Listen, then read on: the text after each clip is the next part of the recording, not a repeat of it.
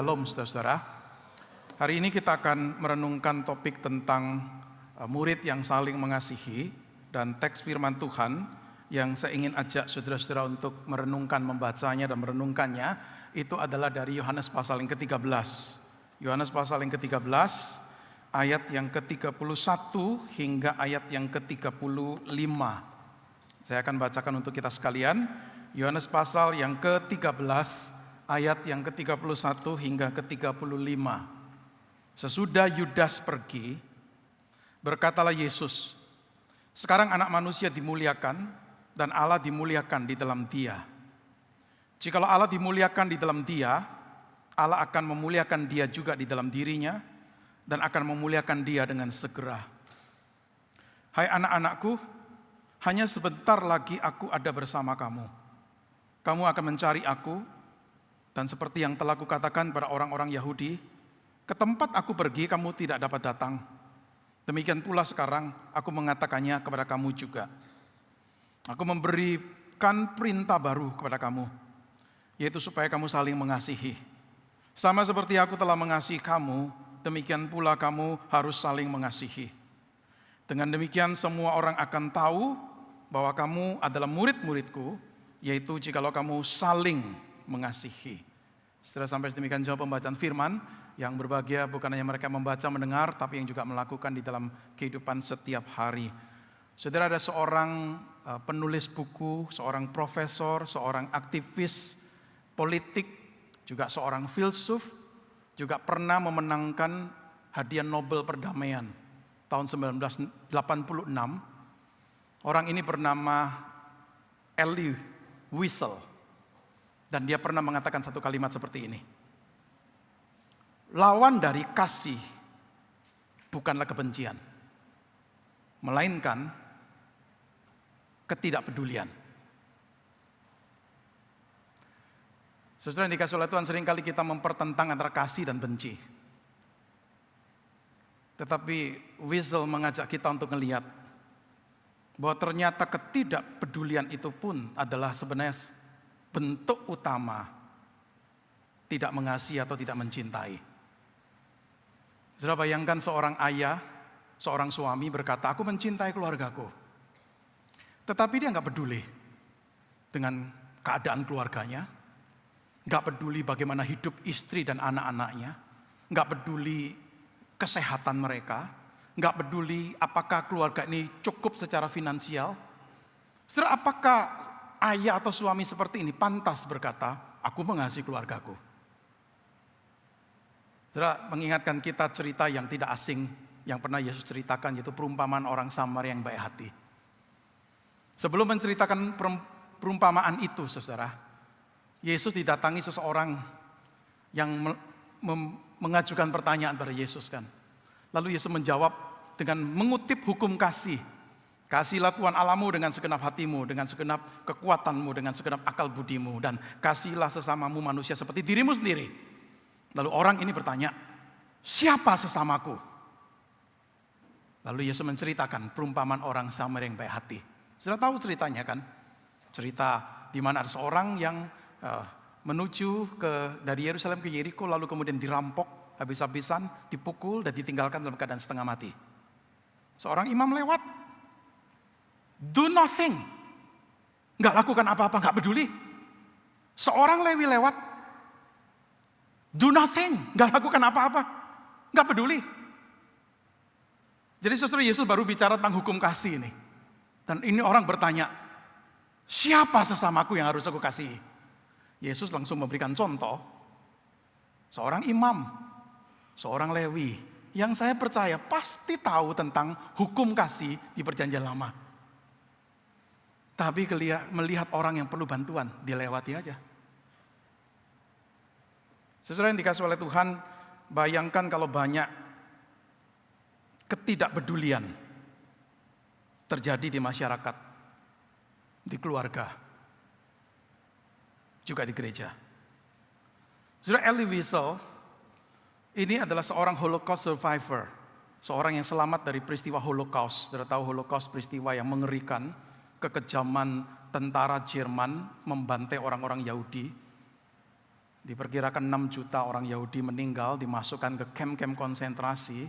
Nah, Elie Wiesel ini waktu dibawa itu masih muda, dan orang tuanya dan anggota keluarganya meninggal di kamp konsentrasi. Dia tetap bertahan hidup sampai kemudian diselamatkan. Saudara, Elie Wiesel ini memperjuangkan untuk penderitaan manusia di dunia ini harus dipedulikan. Karena dia mengatakan begini, dosa ketidakpedulianlah yang menyebabkan peristiwa Holocaust. Dosa ketidakpedulianlah yang menyebabkan kita membiarkan seorang miskin terbaring kelaparan di depan pintu rumah orang kaya. Yesus pernah memberikan perumpamaan itu kan. Seorang miskin di depan pintu seorang kaya, dan orang kaya itu nggak peduli. Saudara, dosa ketidakpedulian itulah yang menghalangi kita juga untuk memperhatikan dan mengasihi orang yang di depan mata kita tahu perlu dibantu, perlu ditolong. Maka kalimat ini sangat dalam artinya. The opposite of love is not hate, it's indifference. Saudara, bayangkan kalau gereja dipenuhi dengan anggota-anggota gereja yang nggak peduli. Nggak peduli dengan gereja maju atau tidak maju, nggak peduli. Gereja punya uang yang cukup atau tidak, nggak peduli. Gereja kekurangan tenaga pelayanan atau tidak, nggak peduli. Saudara, bayangkan, kalau gereja dipenuhi anggota-anggota gereja yang tidak peduli, bersikap masa bodoh aja. Saudara yang dikasih oleh Tuhan, hari ini kita merenungkan perkataan Tuhan Yesus. Menjelang dia akan pergi meninggalkan para murid, Yesus berkatakan tadi di perikop yang kita baca, "Hai anak-anakku, hanya sebentar lagi aku ada bersama kamu." Yesus tahu dia akan mati dan akan segera meninggalkan para murid.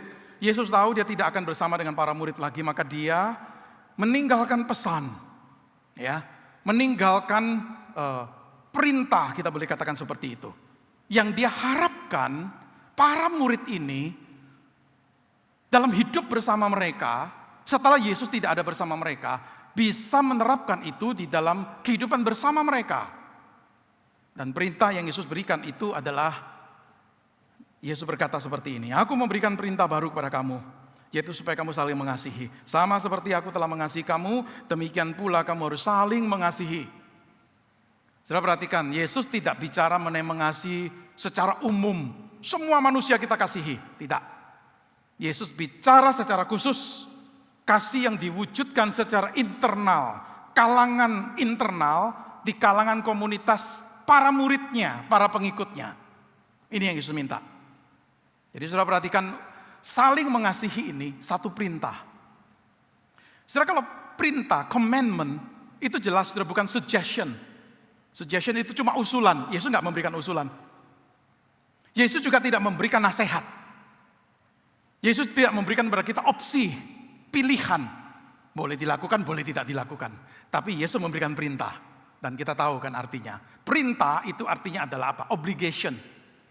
Kewajiban, keharusan. Ketika Yesus memberi perintah pada kita, Yesus sebenarnya memerintahkan kita untuk melakukan sesuatu. Dan kita tunduk pada otoritas Yesus. Kita bukan tuan atas hidup kita. Saudara, kita ini bukan orang yang bebas untuk semau kita hidup dengan maunya kita. Saudara, kalau kita menyebut dia sebagai Tuhan, Master, Tuan, Lord, berarti kita tunduk pada otoritasnya. Yesus pernah berkata begini, "Jikalau kamu mengasihi aku, kamu akan menuruti perintah-perintahku." Jadi ketaatan itu adalah bukti nyata seseorang itu mengasihi Tuhan atau tidak. Kalau saya boleh balik kepada kutipan Wiesel tadi. Ketika orang berkata, "Aku mengasihi Tuhan," tapi aku gak peduli perintahnya, aku gak peduli firman-Nya, aku gak peduli ajarannya. Setelah orang seperti ini, Yesus katakan apa? Jelas sekali kan, kalau kamu mengasihi aku, kamu akan menuruti perintah-perintahku. Jadi ketika para murid, para pengikut ini mau menjalankan perintah ini, itu adalah salah satu bukti kita mengasihi Tuhan yang memberi perintah ini. Ini satu perintah. Dan yang kedua, jangan lupa, saudara, ini perintah baru. Saudara, apa artinya ini disebut perintah baru? Saudara, perintah baru itu bukan artinya begini, oh sebelumnya nggak ada, dan sekarang Yesus membuat aturan baru, perintah baru. Saudara, bukan. Kalau saudara membaca di perjanjian lama, Musa pernah menyampaikan tentang hal mengasihi sesama. Di Imamat pasal 19 ayat 18 Musa berkata, kasihlah sesamamu manusia seperti dirimu sendiri. Jadi bangsa Israel tahu mereka harus mengasihi orang lain. Bahkan Yesus sebelumnya juga pernah mengajarkan kan, kasihilah Tuhan Allahmu dengan segenap hatimu, segenap kekuatanmu, segenap akal budimu. Kasihlah sesamamu seperti manusia, seperti dirimu sendiri. Sudah Yesus sudah pernah ajarkan. Jadi apanya yang baru? Sudah pernah diajarkan kok. Kenapa disebut perintah baru? Jadi paling tidak ada dua alasan kenapa ini disebut perintah baru. Dan inilah yang saya ajak untuk saudara renungkan bersama-sama. Dua alasan. Kenapa perintah ini perintah baru? Alasan pertama, saudara, ini diberikan, perintah ini diberikan pada satu komunitas baru yang dibentuk oleh Yesus. Komunitas baru adalah komunitas murid-murid Yesus. Komunitas pengikut-pengikut Yesus. Saudara perhatikan di ayat yang ke-34a kan, aku memberikan perintah baru kepada kamu. Bukan pada semua orang. Kamu nih para muridku. Supaya kamu saling mengasihi. Saudara, kamu ini jelas itu para murid nih. Dan bahkan kalau saudara perhatikan baik-baik perikop yang tadi kita baca, ini para murid yang berkumpul setelah Yudas pergi. Kita tahu siapa Yudas yang mengkhianati Yesus. Setelah Yudas pergi tinggalkan komunitas ini, baru Yesus bicara hal mengasihi. Artinya, Yesus tidak akan memberikan perintah ini pada orang yang bukan masuk dalam komunitasnya. Yesus tidak akan memberikan perintah ini pada orang-orang yang bukan murid yang sejati seperti Yudas. Tapi Yesus bicara kepada siapa? Para murid, para pengikutnya. Setelah inilah komunitas baru yang dibentuk oleh Yesus. Komunitas orang-orang yang percaya kepadanya dan mengikuti dia. Bahkan di ayat yang ke-35 Yesus berkata begini, dengan demikian semua orang akan tahu kamu adalah murid-muridku jikalau kamu saling mengasihi. Jadi ini satu bukti karakteristik penting komunitas ini apa? Orang lihat, orang tahu. Kalian murid-muridku.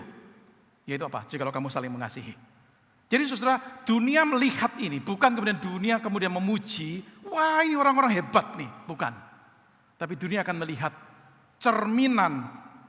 Kasih mereka adalah mencerminkan kasih Kristus kepada mereka. Setelah inilah komunitas yang disebut sebagai komunitas New Covenant Community.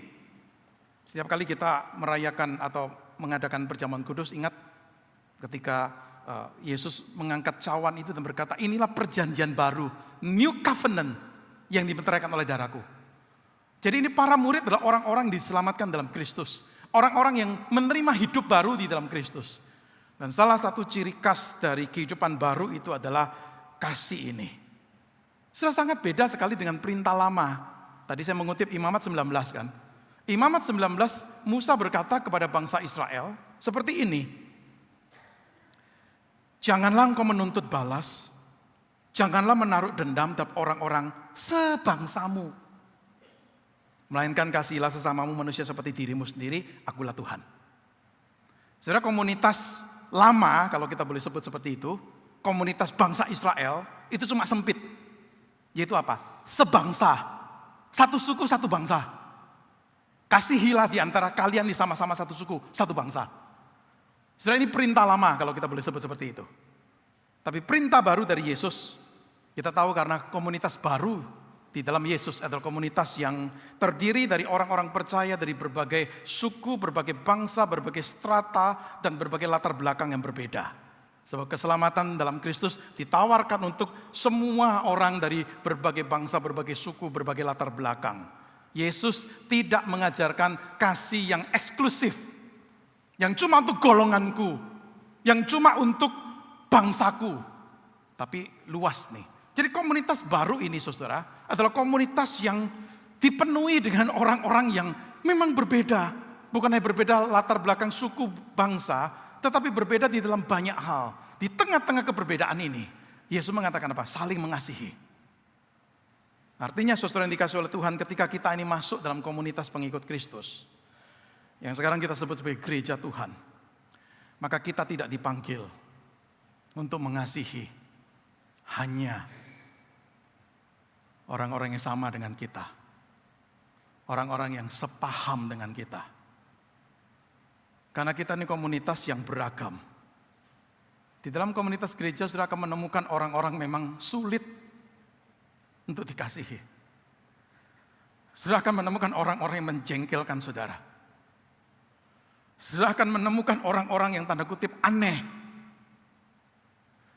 Saudara akan menemukan orang-orang yang bahkan pernah menyakiti saudara.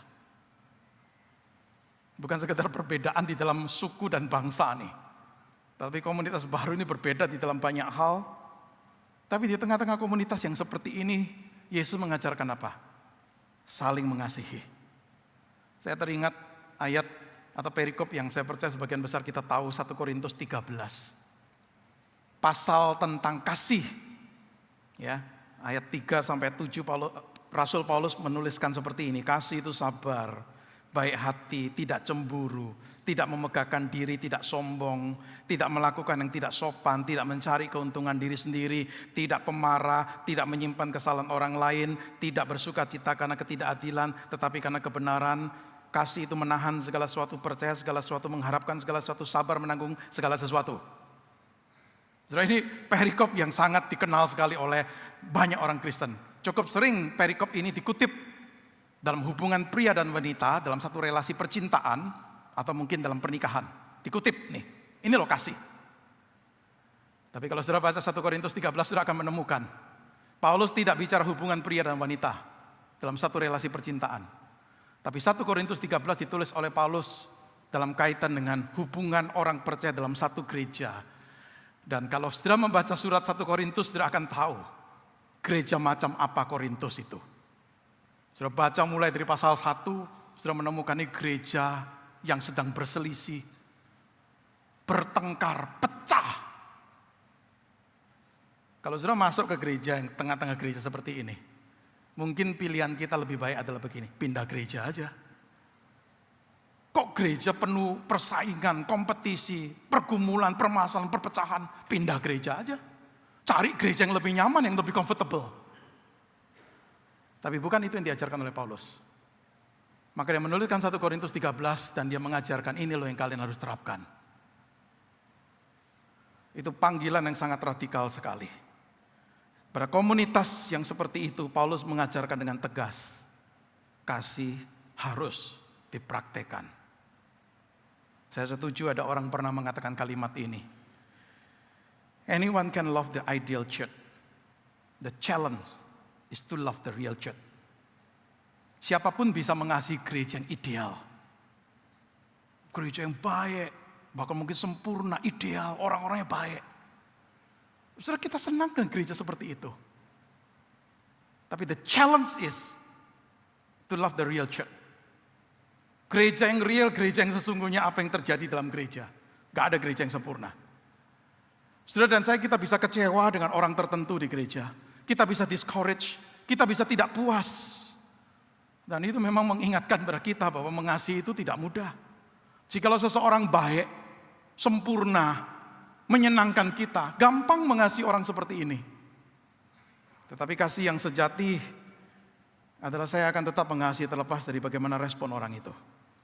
Jadi kita tidak dipanggil untuk mengasihi sesama anggota gereja hanya karena mereka lovable. Tapi kita tetap mengasihi sekalipun mereka unlovable. Kita mengasihi pimpinan gereja, rohaniwan majelis. Berdoa untuk mereka, memberikan encouragement kepada mereka. Bukan hanya ketika mereka melakukan hal-hal yang kita sukai. Tapi kita tetap mensupport mereka, mendoakan mereka, mengasihi mereka. Sekalipun mereka tidak sepaham dengan kita. Itulah beda antara liking dan loving. Menyukai itu masalah preferensi pribadi kita. Tapi mengasihi itu masalah ketaatan kepada Kristus dan firman-Nya. Alasan kedua, kenapa ini perintah baru? Saudara, perintah ini perintah baru karena didasarkan pada pola atau model kasih yang ditunjukkan oleh Yesus sendiri. Saudara, tadi saya katakan ajaran untuk mengasihi sesama, bukan ajaran baru. Para murid sebelum diajarkan perintah baru oleh Yesus sudah tahu hukum kasih. Mereka tahu. Tapi yang baru adalah cara bagaimana mereka mengasihi. Maka barunya dikaitkan dengan Yesus Kristus yang datang ke dalam dunia. Dan bukankah ini yang dikatakan oleh Yesus di ayat 34 bagian B. Sama seperti aku telah mengasihi kamu, demikian pula kamu harus saling mengasihi. Kalau di dalam perjanjian lama belum disebutkan, cuma dipanggil kasihlah sesamamu seperti dirimu. Tetapi di sini Yesus memberikan satu presiden tentang bagaimana harusnya kasih itu dinyatakan. Sama seperti aku telah mengasihi kamu. Berarti kasih Kristus itu menjadi pola, menjadi model, menjadi standar, menjadi teladan bagi kasih bagi para pengikutnya. Yesus adalah Allah yang datang dalam dunia karena mengasihi manusia berdosa. Bukan hanya datang tetapi mati di kayu salib, mengorbankan dirinya untuk memberi hidup bagi manusia. Sekali lagi saudara, kasih memang sudah pernah diajarkan sebelumnya di perjanjian lama. Para murid sudah tahu. Tetapi kasih dalam tingkat dan cara yang sama seperti yang terlihat di dalam pengorbanan diri Yesus di kayu salib adalah hal baru. Sederhananya adalah setelah pengorbanan Yesus di kayu salib itu mengubah pemahaman dan makna kasih itu secara sepenuhnya. Ini baru. Ini hal yang baru. Saudara yang dikasih oleh Tuhan, 1 Yohanes 3:16 yang diduga ditulis oleh penulis yang sama dengan penulis Injil Yohanes. Tadi kita membaca Yohanes pasal 13. Surat 1 Yohanes juga diduga ditulis oleh orang yang sama. Saudara, di dalam 1 Yohanes 3:16 dikatakan begini, dengan inilah kita mengenal kasih, yaitu bahwa Kristus telah menyerahkan nyawanya untuk kita, jadi kita pun wajib menyerahkan nyawa kita untuk saudara-saudara kita. Kalau ingin mengenal apa itu kasih, si penulis mengajak, ayo lihat salib. Karena inti sari kasih itu terlihat di kayu salib. Yesus menyerahkan nyawanya bukan karena terpaksa, tapi dia menyerahkan nyawanya karena dia mengasihi manusia. Dia menyerahkan nyawanya karena kehendaknya sendiri. Dan bahkan dia rela mati demi orang lain. Itu satu tindakan kasih pengorbanan yang tertinggi ini. Setelah di dunia ini orang lebih memilih jalan untuk mengamankan diri, self-preservation, melindungi diri. Tapi Yesus mengajarkan sesuatu yang berkontra. Yesus mengajarkan self-sacrifice. Orang dunia mungkin lebih condong pilih self-preservation. Saya perlu jaga diri, perlu pelihara diri, perlu lindungi diri. Tapi Yesus memberikan satu hukum yang luar biasa sekali, yaitu self-sacrifice. Dan Yesus bukan hanya secara teoritis bicara kebenaran ini, tetapi Yesus menunjukkan dengan tindakan nyata melalui kematiannya di kayu salib. Maka cerminan kasih kita sudah harus mencerminkan kasih ini. Kasih kita satu dengan yang lain sudah harus mencerminkan yang kita sering sebut sebagai sacrificial love nih. Kasih yang mau berkorban nih. Kalau tadi di 1 Yohanes dikatakan dengan jelas sekali, kita wajib menyerahkan nyawa kita untuk saudara-saudara kita. Saya berani katakan, enggak banyak di antara kita tuh, enggak ada satupun di antara kita yang diminta untuk mati bagi orang lain. Saya tahu ada orang-orang yang dipanggil untuk mati bagi orang lain. Tapi mungkin semua kita di sini tidak diminta mati bagi orang lain. Tetapi kita diminta, tanda kutip, mengalami kematian kecil. Ketika kita rela mengesampingkan harga diri kita, kesukaan kita, rasa keistimewaan kita. Yesus menyerahkan haknya untuk keselamatan kita. Dan kita harus menyerahkan apapun yang menurut kita berhak untuk kita terima demi sesama. Tadi di kebaktian 1 ketika pengumuman, gembala mengumumkan tentang ada seminar yang menarik judulnya. Apakah kami tidak punya hak? Apakah kami tidak punya hak?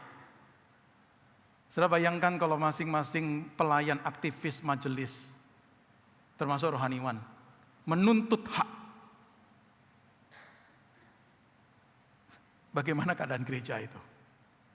Itu pertanyaan yang diambil dari judul sebuah buku. ketika ada seorang yang rela menyerahkan haknya melayani.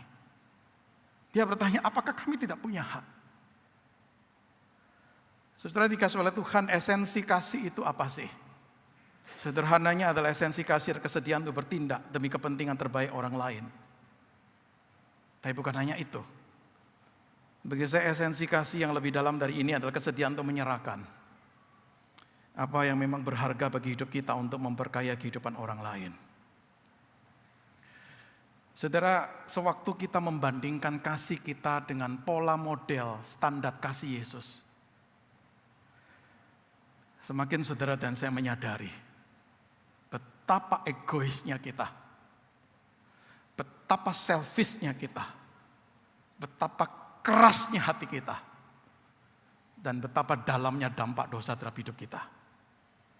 Sudah dengan model standar kasih seperti Kristus itu, saya percaya tidak ada satupun di antara kita yang berani berkata begini, oh saya sudah menjalankan perintah ini dengan baik, saya sudah mengasihi. Saya percaya ketika Yesus memberikan standar atau model ini, sudah bukan menuntut kita sempurna. Tidak mungkin kita sempurna, karena semua kita berdosa. Tapi kalau tidak ada standar, tidak ada model, saudara dan saya akhirnya bisa merasa puas dan tidak mau menjadi lebih baik lagi dalam hal mengasihi. Kita bandingkannya bukan dengan Yesus, kita bandingkan dengan orang lain. Dan yang lebih celaka, kita bandingkan dengan orang lain yang lebih buruk. Lalu kita merasa, saya lebih baik dalam hal mengasihi daripada orang itu. Tapi coba bandingkan dengan kasih Kristus. Maka kita akan menyadari betapa egoisnya, selfishnya, kerasnya hati kita ini. Hanya gara-gara satu pertengkaran kecil, salah paham kecil, seorang anggota gereja bisa mengatakan, saya pindah gereja. Saya tidak mau melayani lagi. Saudara, saya sebagai seorang pendeta, sebagai ketua sinode di gereja saya, melihat kenyataan ini. Orang-orang itu bisa tidak peduli dengan gereja dan tinggalkan, padahal gereja itu butuh dia untuk melayani di satu bidang. Tapi karena dia tersinggung untuk satu hal, dia mengatakan apa? Saya nggak mau datang lagi, saya pindah gereja. Sekali lagi sudah pertanyaan saya di awal tadi. Bayangkan, kalau di satu gereja, anggota-anggota gereja itu don't care, nggak peduli. Masa bodoh aja. Mari kita sungguh-sungguh merenungkan perkataan Yesus. Seorang pembicara juga penulis beberapa buku yang bestseller. Tapi saya tidak tahu apakah orang ini orang Kristen. Pernah menulis satu kalimat seperti ini. Bob Goff. Kasihilah satu sama lain, love one another. Dan dia mengatakan begini, kita tidak memerlukan lebih banyak instruksi. Kita memerlukan lebih banyak contoh. Saya percaya saudara, khotbah saya hari ini bukan khotbah yang pertama kali tentang kasih yang saudara dengar. Mungkin gereja cukup sering mengadakan seminar atau khotbah tentang kasih, termasuk saling mengasihi. Perikop Yohanes 13 saya percaya bukan pertama kali dikhotbahkan di gereja ini.